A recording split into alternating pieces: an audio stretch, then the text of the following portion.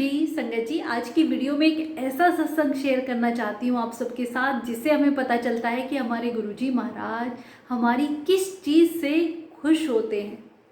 हम सब जानते हैं गुरुजी के दरबार में हर प्रकार की संगत आया करती थी। ऊंचे पद वाले भी आया करते थे, बड़े लोग भी आते थे, गरीब लोग भी आते थे, हर तरीके के।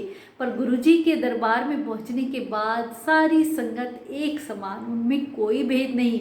और मेरे महाराज को सबसे ज़्यादा हम संगत से क्या चाहिए। संगत जी, एक संगत का ये भी मैसेज था कि आप ज्योतिर्लिंग की कथा आगे कंटिन्यू कीजिए, जो कि मैंने 9वें ज्योतिर्लिंग तक आप सबको सुना दी थी।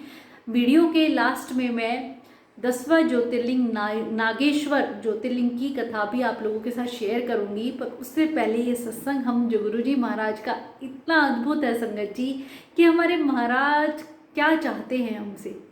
गुरुजी महाराज के वक्त की बात है, जलंधर में जब दरबार लगा करता, सर्दी का वक्त था, तो गुरुजी के दरबार में एक हस्बैंड वाइफ आया करते और उनकी 6 साल की बच्ची आती थी। वो मजदूर थे, मतलब बहुत गरीब थे। तो वो इतने घंटों का सफ़र साइकिल पे तय करके मंदिर में पहुंचते थे। तो एक दिन ऐसे ही दरबार जब लगा हुआ था, तो उन्होंने देखा काफ़ी सारी संगत, हम सब जानते हैं हर तरीके के लोग गुरुजी के दरबार में आते, काफ़ी अमीर भी आते थे। तो कोई शॉल भेंट कर रहा है गुरुजी को सर्दी में, कोई महंगी महंगी चीज़ें दे रहा है, और गुरुजी महाराज वहीं अपनी गद्दी के सामने वो गुरुजी को भेंट कर रहे थे, चढ़ा रहे थे। तो उनकी जो 6 साल की बच्ची है, वो अपने माता पिता से कहती है, मम्मा सब गुरुजी महाराज को कुछ ना कुछ दे रहे हैं, उन्हें ठंड लगती होगी ना, तो हमें भी कुछ ऐसा देना चाहिए, कोई शॉल या कुछ भी ऐसा कंबल। तो उसकी माँ कहती है, बेटा हमारे पास तो इतने पैसे हैं नहीं, हम गुरुजी को क्या ही दे सकते हैं।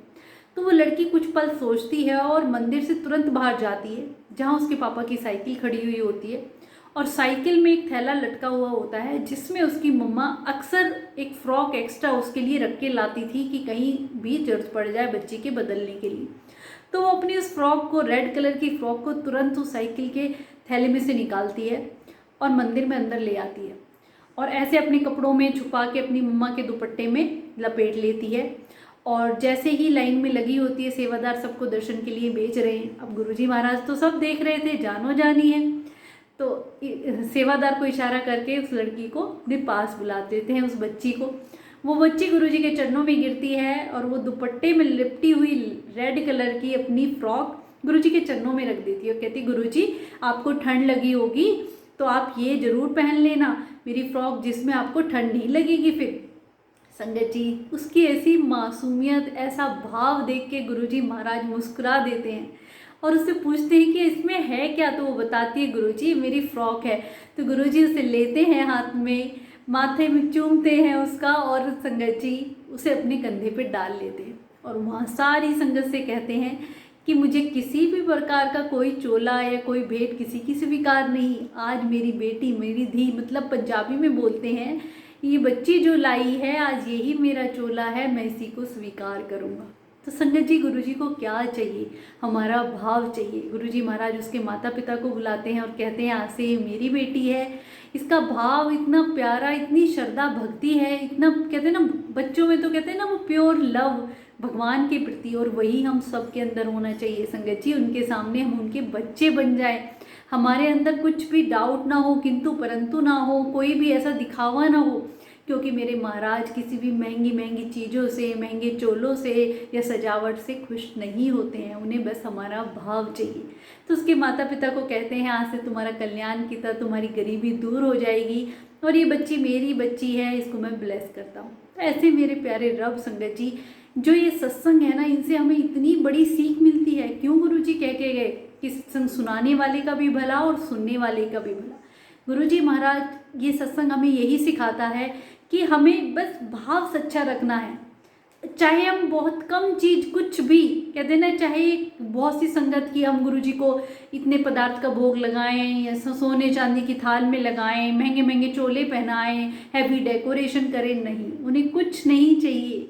चाहे आप एक पानी जल का गिलास भी उनके सामने रख देंगे ना, वो भी स्वीकार है। बस भाव सच्चा हो, प्यार इतना प्योर हो कि उसमें कोई दिखावा ना हो, किंतु परंतु ना हो, कोई डाउट ना हो, श्रद्धा भक्ति विश्वास 100% हो, समर्पण हो। संगत जी, जैसे उस बच्ची का प्योर लव था, ऐसा ही गुरुजी हमसे भी चाहते हैं। तो हम उनके दरबार में जाते हैं ना तो जीरो बन जाएं, बिल्कुल कि हमारा क्या ओहदा है, हम किस बहुत बड़े पद से आए हैं, या हमारे अंदर जो मैं होती है ना वो हमें गुरुजी के पास जाने नहीं देती है, बीच में दीवार बन के खड़ी हो जाती है। हमें वो प्योर लव उस रब के प्रति दिखाना है संगत जी। ये सत्संग ऐसा दिल छू देने वाला है कि गुरुजी के दरबार में कोई संगत छोटी नहीं, कोई बड़ी नहीं, एक समान है।